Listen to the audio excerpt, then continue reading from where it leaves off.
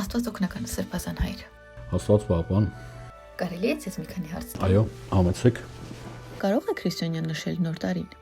թե այդ սովետից մնացած սովորությունը։ Անշուշտ կարող է նշել նոր տարին մեր յուրաքանչյուր մարդու համար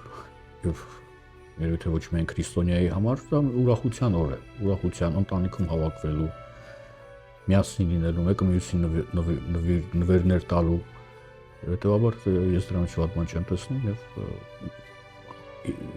ինչ վերաբերում է հարցին, այո, քրիստոնյան կարող է եւ կարծիքով նաեւ պետք է նշի նոր տարվա տոնը։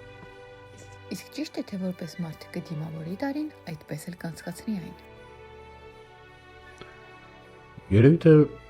եթե ուրախ սրտով դիմավորենք եւ հավատքով առաստված, անշուշտ այդպես է կանցնի, որովհետեւ հավատքը դա այն ուժն է, որը մարդուն մշտապես պահում է ավելի բարձր ճարի խափանքներից։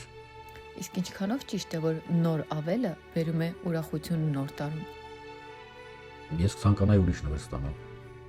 Իսկ եթե սփռոցի տակ դնեն կոպեկ, այդ նշանակում է, որ տարին փողոտ կլինի։ Չէ, կարծում եմ կոպեկով լավ տարի չես կարողանա անել, բայց եթե մի քանի այդպես խոշոր դրամական բան դրվի, ավելի լավ է։ Իսկ եթե քրիստոնյան 12-ին նոր տարում երազանք է պահում, ինչքանով է դա ճիշտ իր կողմից։ Քրիստոնյան միշտ պետք է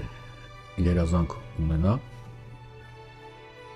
Երազանք ունենալուց ավելի շուտ դիմի Աստծուն եւ խնդրի Աստծուն այդ երազանքի իրականացման համար։ Եթե պահում ենք Սուրբ Ծննդյան պահքը, բայց նոր տարում չդիմացանք ու կերանք համով բան, ու խախտեցինք այն, դա մեղք է համարվում։ Սուրբ Ծննդյան պահքը ընդհանրապես բերում է մեկ շաբաթ, հետեւաբար չդիմանալս չեմ կարծում, որ եթե ուզի դիմանա։ Շնորհակալություն Սրբազան հայր, Աստված օգնական։ Ընտրեմ սիրով։